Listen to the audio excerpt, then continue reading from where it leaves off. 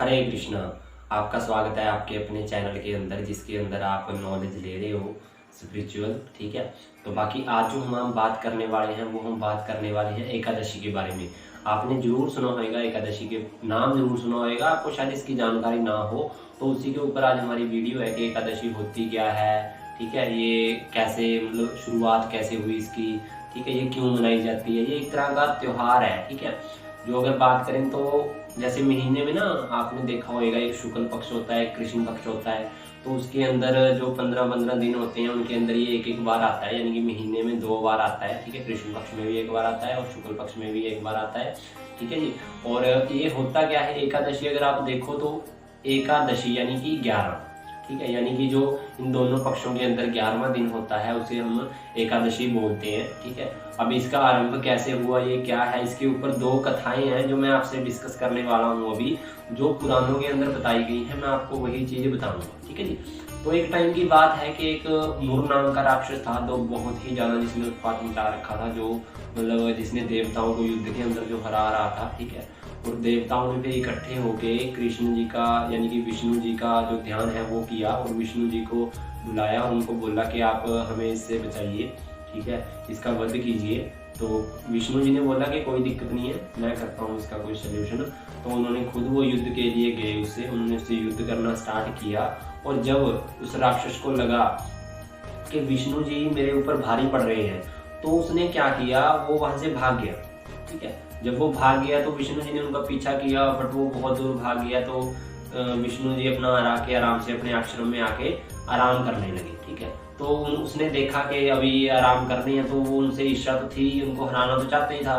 तो वो आया और उसने उनके ऊपर वार करना मतलब वार करने ही वाला था कि विष्णु जी के शरीर से एक देवी की उत्पत्ति हुई। जो मतलब जब उत्पत्ति हुई तो उसने एक हुंकार लगाई, जिस हुंकार के कारण ही उस मूर राक्षस का जो है वो संहार हो गया, यानी कि वध हो गया वहीं पर उसकी एक हुंकार से। ठीक है, तो विष्णु जी की जब ये आंख खुली, उन्होंने देखा कि वहां पे एक देवी खड़ी हुई है। तो उन्होंने तो उसने बताया कि मैं आपके शरीर से ही पैदा हुई हूँ। ठीक है, तो उसने जो विष्णु जी है उनकी सेवा से प्रसन्न हुए, जो भी उसने किया। ठीक है, प्रसन्न हुए तो उसने बोला कि आप मांगो, क्या वर चाहते हो। तो उसने देवी ने क्या वर मांगा कि मैं सभी तीर्थ स्थानों के अंदर जाके वास करूं। ठीक है, और जो भी मेरे पास आए उसके सारे पाप खत्म हो, ऐसा आप मुझे वर दो। तो विष्णु जी ने कहा कि हाँ, मैं आपको ये वर देता हूँ, तथास्तु। तो उन्होंने उसको ये वर दिया और वो जाके फिर मतलब जो वो पैदा हुई थी जिस दिन, वो दिन था एकादशी का, यानी कि जो 11वां दिन था जो पक्ष के अंदर था उसके अंदर। तो इसी के कारण उसका नाम एकादशी रखा गया, उसको वर मिला। तो उसने जाके मतलब सभी तीर्थ स्थानों, फिर आपने देखा होगा जो तीर्थ स्थानों पे जाते हैं उनके पाप खत्म हो जाते हैं। आपने सुना होगा कि जाना चाहिए। तो वो यही कारण है कि वहाँ पे एकादशी जी वास करती है। ठीक है, तो एक कहानी तो ये है।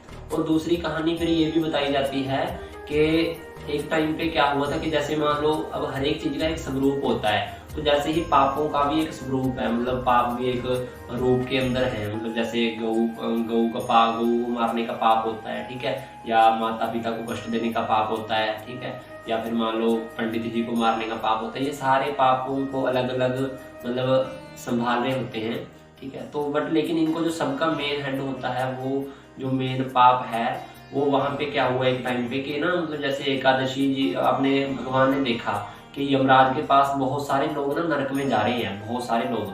ठीक है, तो उन्होंने सोचा कि मैंने इसलिए तो सृष्टि बनाई नहीं थी कि लोग नीचे जाए और फिर बाद में नरक में जाके सड़े। तो उन्होंने एक देवी को पैदा किया। ठीक है, मतलब उत्पन्न किया। ठीक है, जो जिसका नाम एकादशी रखा। और उसको मतलब ये बताया गया कि जो इस दिन भगवान का नाम लेगा, भगवान का व्रत करेगा, उसको पुण्य मिलेगा और उसके सारे पाप खत्म हो जाएंगे।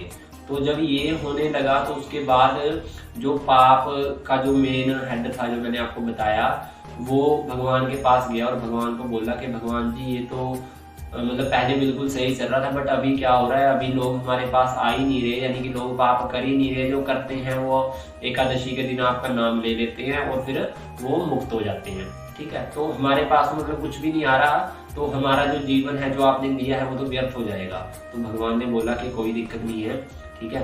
इसके लिए ऐसा करते हैं, जो जितने भी अन्न है, जितने भी तरह का अन्न है पूरी सृष्टि के अंदर, आपने क्या करना है, एकादशी वाले दिन उस अन्न के अंदर मतलब आपने दाखिल हो जाना है, अन्न के अंदर चले जाना है, और जो बंदा अन्न खाएगा उस दिन उसको पाप लगेगा, ठीक है। तो एक कहानी ये है, मतलब एक कथा ये है। ये कहानी तो मतलब ये होता है कि बनाई गई, ऊपर ये कथाएं हैं जो पुराणों के अंदर है, ठीक है। तो ये कथा एक ये है कि जो उस दिन खाएगा उस दिन उसको पाप लगेगा, जितने भी पाप हैं वो सारे उसको लग जाएंगे बिना किए हुए, ठीक है। कई बार आपने देखा होगा लोग बोलते हैं कि मैंने तो कुछ ऐसा पाप किया नहीं, पर पता नहीं मेरे साथ इतना बुरा क्यों हो रहा है, क्योंकि वो जाने अनजाने में ऐसी गलतियां कर बैठते हैं। तो एकादशी की दूसरी कथा ये है। मेरे ख्याल से आपको दोनों कथाएं अच्छी लगी होंगी। अब हमारी जो अगली डिस्कशन रहेगी वो रहेगी व्रत के ऊपर, कि जो एकादशी का व्रत है उसका क्या महत्व है, उसको कैसे रखना चाहिए, ठीक है। उस सारे टॉपिक को हम अगले वीडियो के अंदर कवर करेंगे, जो हम लेके आएंगे अगली एकादशी को। और आप इस जो नेक्स्ट वीडियो होगी इसको मिस मत कर देना, इसलिए जो हमारा सब्सक्राइब बटन है उसको दबा दो, ठीक है। साथ में बेल आइकन है वो भी दबा दो, क्योंकि जैसे ही मैं वीडियो अपलोड करूं आपके पास पहुंच जाए और आपको पता लग जाए कि व्रत के क्या महत्व है और आप भी उसका फायदा ले सको। तो हम मिलेंगे नेक्स्ट वीडियो के अंदर, ठीक है। बाकी अगर वीडियो आपको अच्छी लगी है तो शेयर जरूर करना, जितने ज्यादा लोगों के साथ कर सकते हो, ठीक है। अपने जो आपको मतलब प्यारे लोग हैं उनके साथ जरूर शेयर करें, ताकि उनको भी एकादशी का महत्व पता लगे, ठीक है। बाकी हम व्रत के बारे में नेक्स्ट वीडियो के अंदर बात करते हैं। तो बाकी मिलेंगे हम नेक्स्ट वीडियो के अंदर। जय श्री कृष्ण।